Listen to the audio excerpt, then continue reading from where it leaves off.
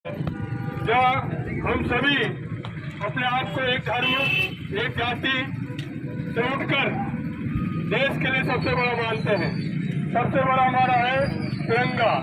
तिरंगा के लिए हम हिंदू मुस्लिम सभी एक हैं। कहने के लिए हमारा मजहब अलग अलग है, लेकिन सबकी भावनाएं, सबकी अंदर की जो भावनाएं वो सब एक है। हम सभी मिलकर आज उन अमर शहीदों को, या यूं कह दीजिए जिन लोगों के असमय जिन्होंने प्राण लिए, उनका कोई मजहब नहीं होता। मैंने भी कुरान की आयतें पढ़ी है, मैंने रामायण भी पढ़ी है। मैं जानता हूँ, एक सच्चा मुसलमान जानता है कि जो कुरान और बाइबल को जानता है वो कभी ऐसे कदम नहीं उठा सकता। तो दावे के साथ कह सकता हूँ, अर्थात उनका कोई मजहब नहीं होता, उनका कोई धर्म नहीं होता। इसी भावनाओं के साथ हम सभी मिलकर अपने देश को, अपने राष्ट्र को मजबूत बनाएंगे। आज हम यहाँ बहुत एक दुख व्यक्त करने के कार्यक्रम में उपस्थित हुए हैं, क्योंकि कश्मीर जो कि स्विट्जरलैंड से भी ज्यादा खूबसूरत जगह है, एवं वहाँ पर हमारे बीच में से ही कुछ लोग अपनी पिकनिक मनाने के लिए, छुट्टियां मनाने के लिए, अपने बच्चों को कश्मीर बताने के लिए लेकर के गए थे। आज कश्मीर की अर्थव्यवस्था जो है वो पूरी तरह पर्यटन पे आधारित है, और क्योंकि अभी 2014 के बाद कश्मीर की स्थिति में बहुत कुछ सुधार हुआ है। ये बात हम नहीं कहते, वहाँ का परिस्थिति जो है वो पूरी बयान कर रही है कि कश्मीर में आज की तारीख में वहाँ पर ज्यादातर मुस्लिम भाई रहते हैं, और उनकी रोजी रोटी का कुल साधन भी कौन सा है? केवल पर्यटन।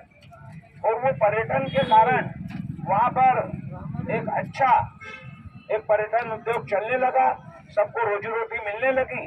तो कुछ पाकिस्तानी आतंकवादी, और जो पाकिस्तान है हमारे साथ ही जबकि वो था, उसके बाद आजाद हुआ वो भी, लेकिन आज उसकी स्थिति इतनी घटिया और इतनी बदतर हो गई है कि भीख मांगते फिर रहा है, और हमारा देश आज चांद पे और मंगल पे पहुंच चुका है। ये तरक्की जो है पूरे विश्व को रास नहीं आ रही है, और खासकर पाकिस्तान को वो समय समय पर आतंकवादी भेजकर, क्योंकि आमने सामने से लड़ने की पाकिस्तान की ताकत नहीं है, और इसीलिए वो पुराने समय से ही एक प्रकार से छद्म युद्ध कर रहा है। और आज भारत के ऊपर उसने जो बच्चे गए थे वहां पर, जो लोग गए थे, आज कई महिला पुरुष जो अपने बच्चों को, छोटे छोटे बच्चों को लेकर के वहां गए थे। एक जोड़ा तो हनीमून मनाने के लिए गया था, जिसकी कि 5 दिन पूर्व ही शादी हुई थी। अपन एक अनुमान लगा सकते हैं कि जिन्होंने अपनी दाम्पत्य जीवन शुरू ही नहीं किया था, और इन आतताइयों ने उनका जीवन खत्म कर दिया। हम सोच नहीं सकते कि वो कितना करुणा वाला दृश्य रहा होगा। जिन लोगों ने उसको डूबता है, वहाँ पर जो लोग हैं वो कैसे उस चीज को देख पाए होंगे। छोटे छोटे बच्चे थे, आज उनकी अपन भावनाओं को सुने।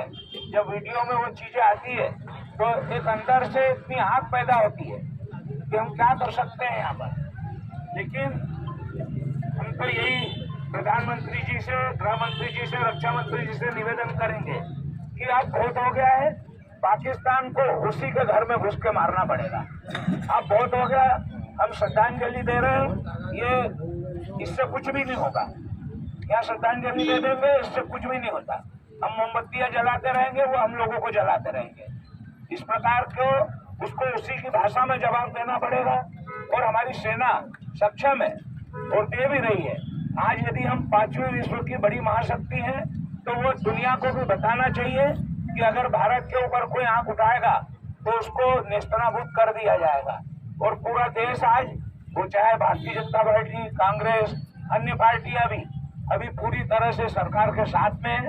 उन्होंने सबने कहा है कि भाई आप आगे कार्रवाई करो, और सरकार भी बहुत ही सख्त से सख्त कदम उठा रही है। आज नरेंद्र मोदी जी ने जो मन की बात कार्यक्रम में भी शुरुआत ही उन्होंने वहाँ के जो उनके ऊपर जो आज जो बच्चों को उनकी जो गोली मारकर हत्या की है 26 लोगों की, उसको श्रद्धांजलि के माध्यम से ही उन्होंने इस बात को कहा था। शुरुआत ही उन्होंने उनके भाषण जिससे की है, तो हम तो ये बिल्कुल विश्वास भी रखते हैं कि जल्दी से जल्दी पाकिस्तान को सबक सिखाया जाएगा ताकि वो दोबारा इस प्रकार का कोई दुस्साहस नहीं करे। मैं अपनी तरफ से, नगर परिषद की तरफ से एवं हमारी भारतीय जनता पार्टी की तरफ से उनको, जो लोग असमय काल के गाल में चले गए, जिनको असमय गोली मार करके और उनको हत्या कर दी गई, जो इन कायर लोगों के द्वारा, कायर इसलिए कि वो छुट्टी मनाने के लिए गए थे, कोई हथियार लेकर के नहीं गए थे उनके पास।